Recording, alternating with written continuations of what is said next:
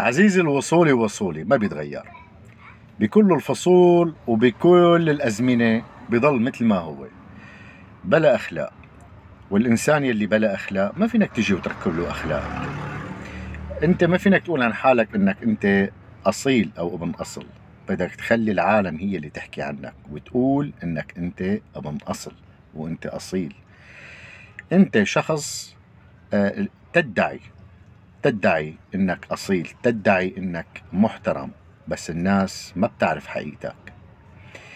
أنت من خلالك أو من أسلوبك وطريقتك وتعاطيك مع أولاد بلدك، تعاطيك مع أصدقائك، مع رفقاتك، هي بتحدد شخصيتك، هي بتحدد شو أنت.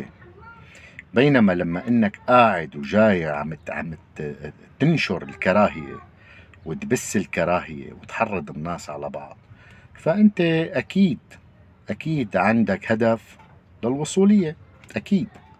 أكيد عندك هدف بمخك.